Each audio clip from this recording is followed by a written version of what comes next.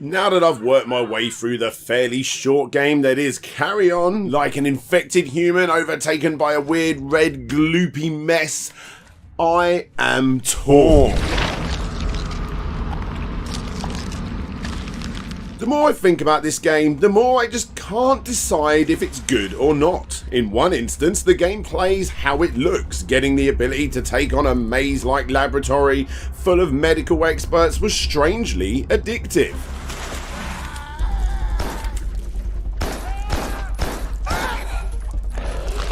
From the get-go, you bust out of your test tube, reminding me of that horrific Disney World ride I went on as a kid. No, not the Stitch version, the original.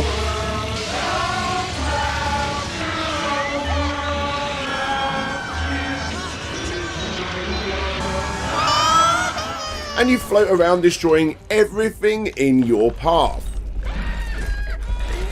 It never got old seeing your weird blob formation creep through air vents and attack unsuspecting foes, or to distract them from one angle to then only attack them from the other side. If gory horror movies of old injected with a sort of Axiom Verge-like gameplay style with another Metroid 2 remake setting and even a sprinkle of flashbacks sounds like a good time to you, then yes, Carrion will definitely irritate that rash that's been winding you up for a really long time.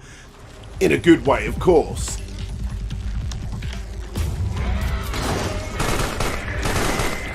Yet again, like all good Metroidvanias, you start out small, but as time goes on, you find more and more enemy-looking test tubes. Again, that's a good thing, which of course give you the ability to be able to go back to certain areas and break through certain doors or fit through certain gaps that you were unable to do before. This kind of stuff is the channel's kryptonite, I'm afraid to say, guys. An engrossing Metroidvania with retro-style pixelated graphics, it was definitely always going to be digging deep into me with its weird tentacle-like claws, and I had a real good time playing it.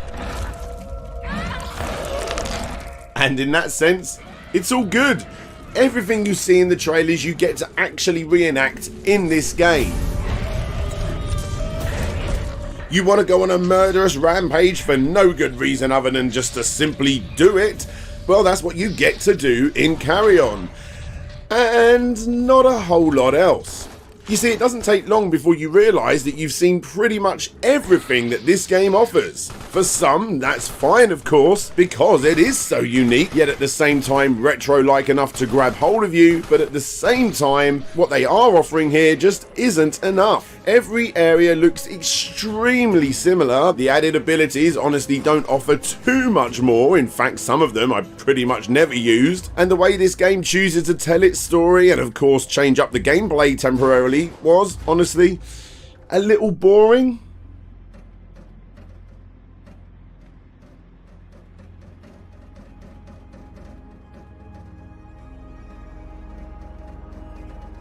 It's obvious these sections are obviously influenced by games like Flashback, and that's obviously a good thing.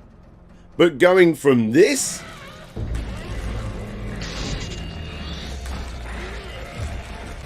to this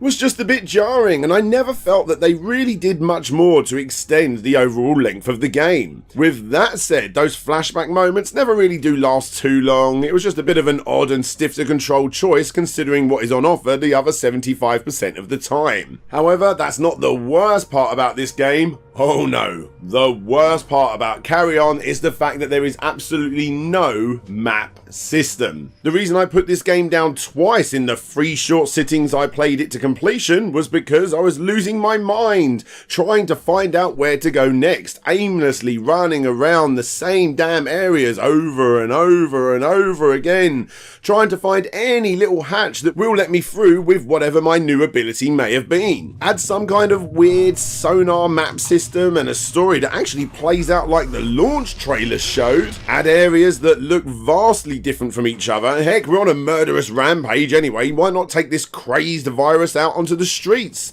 And seriously, who wouldn't have liked to go up against something more than just a simple mech and a couple of drones?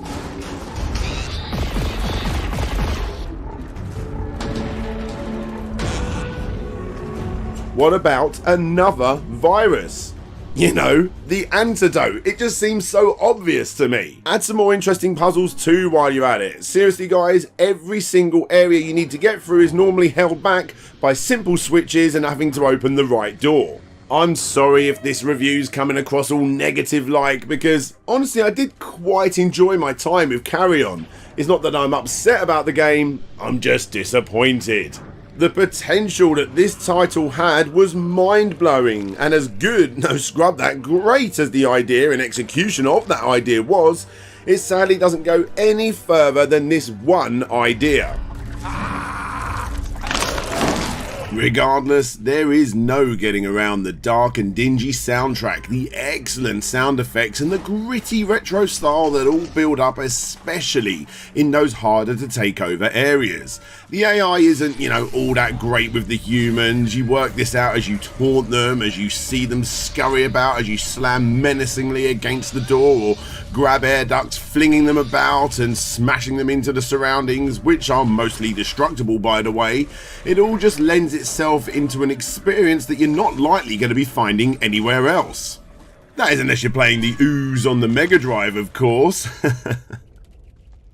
The entire atmosphere in this game makes you feel a little strange and uneasy, as it's all very familiar to classic horror fans. You feel bad for the worthless humans and their puny handguns as this thing rips them apart and then ferociously devours them, or worse, uses their bodies as puppets to creepily make its way through unreachable areas and kill all their co-workers. Besides actually being the monster, this was one of the standout upgrades you get to play out in this game. It's never that hard to work out what humans you need to take over to progress the game, and it's not as easy to do in larger crowded areas. But when you have them alone directly beneath some small square shaped air duct, the execution, although a little stiff to control, is actually a great mix up to the great gameplay style. As stated, this reverse horror Metroidvania-light game was an experience that was like no other. Thankfully, when you do know where you're going, the game never outstays its welcome, and the later abilities you acquire end up creating a monster that takes up a good amount of the entire screen. And because of this, there isn't really any bosses sadly in the game. Instead, your main objectives is to simply go up against tougher puzzles that never take longer than 5 to 10 minutes to work out. Obviously, I'm not going to give away the ending to this game, but what I will say is that it does deliver somewhat. It just sort of happens. It leaves it open and it leaves me wanting more, and I really do hope that that day happens, because when I played through this game, I wanted more to happen.